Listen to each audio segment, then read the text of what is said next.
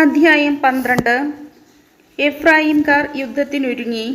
അവർ സഫോണിലേക്ക് ചെന്നു. ജെഫ്തായോട് പറഞ്ഞു, അമ്മോന്യരോട് യുദ്ധം ചെയ്യാൻ നീ അതിർത്തി കടന്നപ്പോൾ നിന്നോടൊപ്പം വരാൻ ഞങ്ങളെ വിളിക്കാഞ്ഞതെന്തുകൊണ്ട്?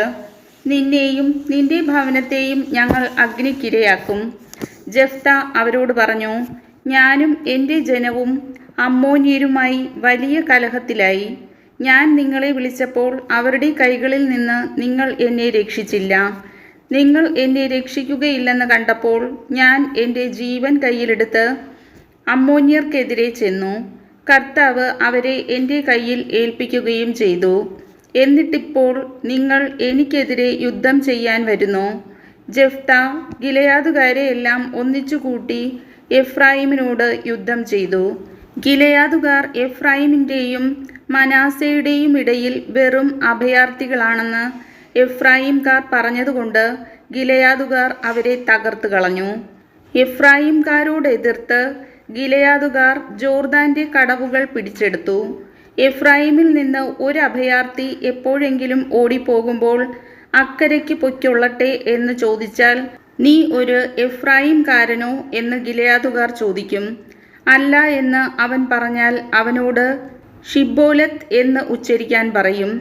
ശരിയായി ഉച്ചരിക്കാതെ സിബ്ബോലത്ത് എന്ന് പറഞ്ഞാൽ അവർ അവനെ പിടിച്ച് ജോർദാന്റെ കടവുകളിൽ വെച്ച് കൊല്ലും. 40,000 എഫ്രായിംകാർ അന്നാളുകളിൽ വധിക്കപ്പെട്ടു. ജെഫ്ത ഇസ്രായേലിൽ 6 വർഷം ന്യായപാലനം നടത്തി. ഗിലെയാദുകാരനായ ജെഫ്ത മരിച്ചു.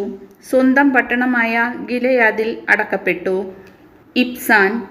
അവനുശേഷം ബെത്ലഹേംകാരനായ ഇബ്സാൻ ഇസ്രായേലിൽ ന്യായപാലനം നടത്തി.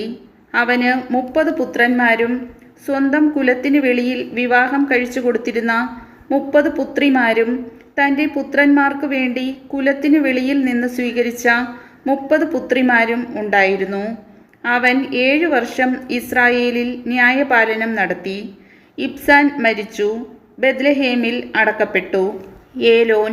അവനുശേഷം സെബുലൂൺകാരനായ ഏലോൻ ഇസ്രായേലിൽ 10 വർഷം ന്യായപാലനം നടത്തി.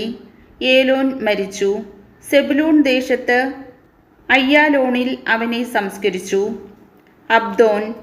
പിന്നീട് പിറദോന്യനായ ഹില്ലേലിൻ്റെ മകൻ അബ്ദോൻ ഇസ്രായേലിൽ ന്യായാധിപനായി. അവന് 40 പുത്രന്മാരും 30 പൗത്രന്മാരും ഉണ്ടായിരുന്നു.